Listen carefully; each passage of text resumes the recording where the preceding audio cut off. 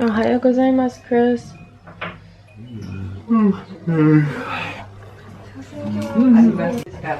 Start getting ready, I guess. This is called hoto. It's a local specialty here. Similar to udon, but different. I've always been a city person. I've always liked big cities. The bigger the city, the more I liked it.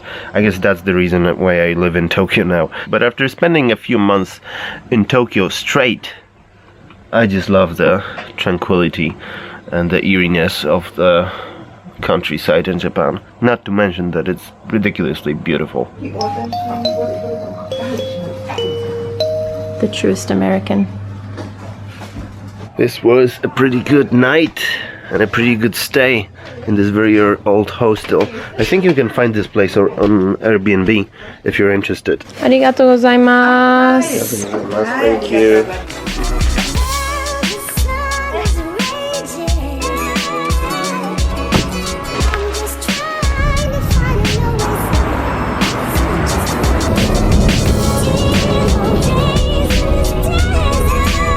There's a dog in that car.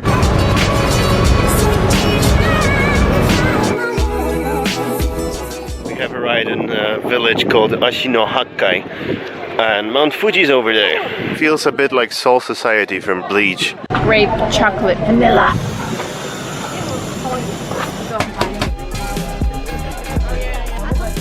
Going through this old town, it's famous for ponds. Yeah, this area has 8 ponds. This area is a UNESCO World Heritage Site. Pretty gorgeous.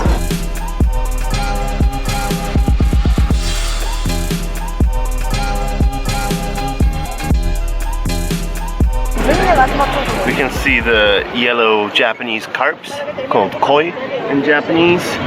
These are the usual decorative fish you see in ponds like these. And I gotta say, I really admire how the Japanese people approach their tourism industry. Every region, every town has like this special thing that it's known for. Like special meal, special dish, special ingredient, special vegetable, fruit, pond. They're really giving it a lot of thought here, and in most cases it doesn't seem fake. It is kind of fake, it's manufactured in many cases, but it doesn't seem like it. It's enjoyable. And all the local products you can get, they're usually just good quality products. With that in mind, near the ponds we find a local market full of local products. And everything's more or less unique to this region or even this particular place. This, for example, is a mascot of Mount Fuji. Look, there's even Fuji-themed Kit Kats. Someone lost their phone. There's a phone? Yeah. Oh shit, there's an iPhone there.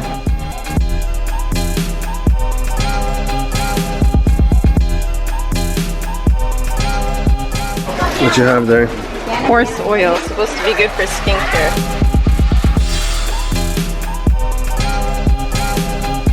What are you doing, Chris? I'm watching cool videos.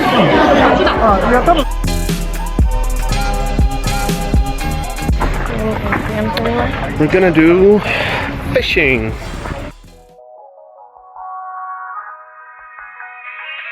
What you got there, Captain? Fish pole, fish bag.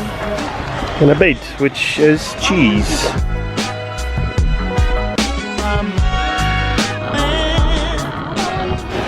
I got it! Yay! Yay! Nice catch, Chris. How are you doing? I don't know how I feel about that. When I was a kid, I was doing fishing, like proper fishing in a lake. And this is just, it's unfair. You got it. You got him. Too good, Chris. You're too good. Been in there for like 30 seconds. Kanpai. Subarashi. Subarashi. Subarashikatta. Fishing dog. I like Awesome freshwater fish for a change.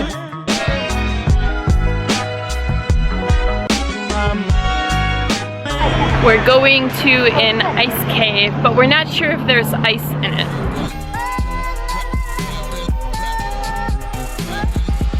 You look like an American cop. Sir, please stop. Do you know why I pulled you over? Chris's favorite place. No. Dame. Chatto dame.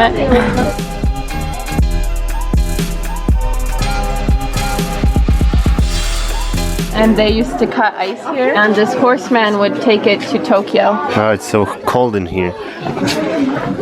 We're on an adventure! This is where they used to keep ice. Well, it's... So this is this ice we've heard about. Yeah. Nice. That was pretty cool. And it's yet another store with Fuji themed merchandise, all sorts of stuff, with specialty chocolates. This type of product in Japanese is called omiyage, and it's related to a custom that when you go for a trip, you're basically obliged to bring some gifts to your co-workers or the people you live with. So it's a huge market in Japan, and this is why there's so much stuff here. Look at that Fuji themed cheburashka. Dinner.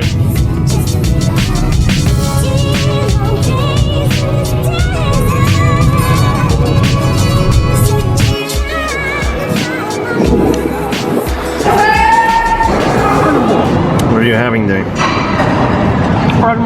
It's like intestines.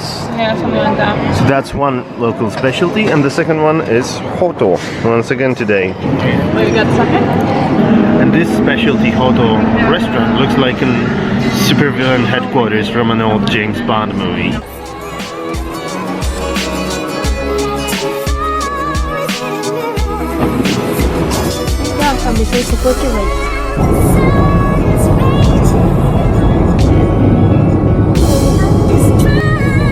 That's Chris there, still napping. I know you guys can't really see anything, but that's what happens when it gets dark. Bye bye. See you. Thank you. I had a 3-hour nap.